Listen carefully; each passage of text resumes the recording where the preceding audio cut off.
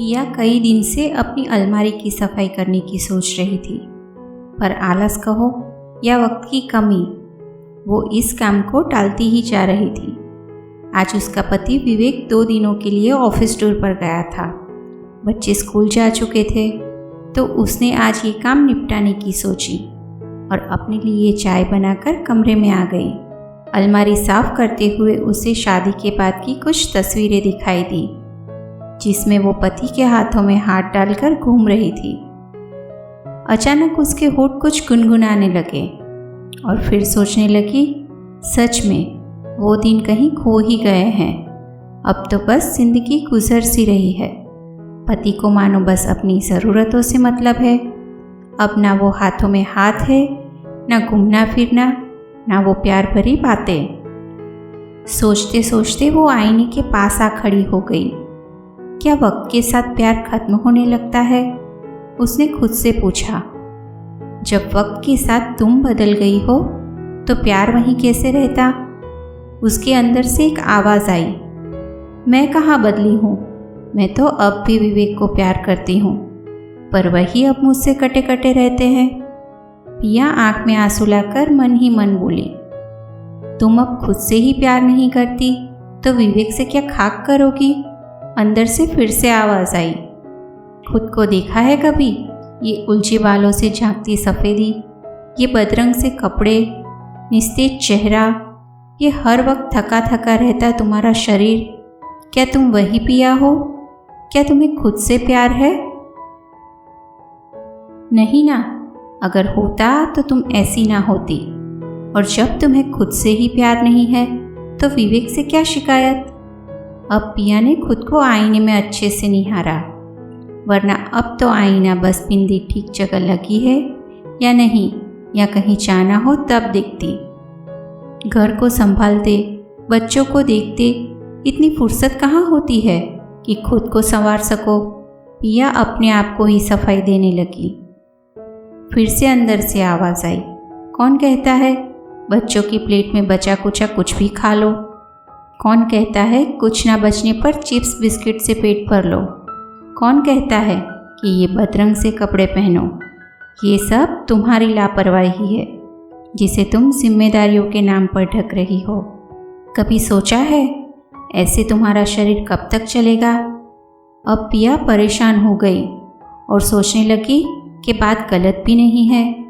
माँ बनने के बाद विवेक ने मुझसे एक सहायिका रखने के लिए कहा था, और विवेक ने शुरू शुरू में कितना कहा कि कभी पार्लर हो आया करो, पर नहीं। फिर अब मुझे ही शिकायत क्यों? नहीं, अब मुझे खुद को बदलना होगा। अब बच्चे भी थोड़े बड़े हो गए हैं, अब खुद के लिए भी सोचना होगा। पिया खुद से ही बोली। सोच बदलते ही उसमें गजब की फुर्ती आ गई। उसने जल्दी जल्दी घर का काम निपटाया, फिर बढ़िया सा खाना बनाया, जबकि अक्सर वो विवेक के टूर पर जाने के बाद कभी ठीक से खाना नहीं बनाती। मैगी, पास्ता आदि से ही काम चला लेती।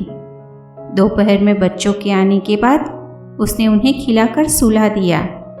आज उसने खुद के लिए भी प्लेट लगाई, कुछ भी बच्चों का बचा हुआ नहीं खाया।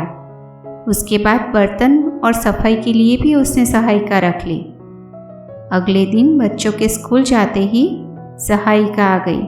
उसने उससे फटाफट काम करवाया और फिर नाश्ता किया, जिसे वो अक्सर नज़रअंदाज कर जाती थी और चाय पीकर ही काम चला लेती थी। आज उसे खुद को अच्छा महसूस हो रहा था। उसने वही पुरानी नाइटी बदलकर सुंदर सा सूट निकाला और हल्का सा मेकअप भी किया, और अपने आप को ही आईने में काफ़ी देर तक निहारती रही। बच्चों ने आकर जब उससे ये कहा कि मम्मा आज आप कितनी प्रीटी लग रही हो, तो वो मुस्कुरा दी। अगले दिन बच्चों को स्कूल भेजकर वो पार्लर चली गई, क्योंकि आज विवेक आने वाला था, तो वो उसे पहले वाले पिया के रूप में सरप्राइज़ देना चाहती थी। पार्लर में उसने अपने बालों को कटवाया, कलर करवाया, आईब्रो बनवाई और फेशियल भी करवाया। घर आकर उसने शाम के लिए विवेक की पसंद का खाना बनाकर रख दिया और बच्चों को भी उनका स्कूल का काम करवा दिया। फिर खुद ने एक सुंदर सा सूट पहना और हल्का मेकअप भी किया। तभी दरवाजे की घंटी बजी। दरवाजे पर पिया को देख विवेक बोला, लगता है मैं आज गलत घर में आ गया।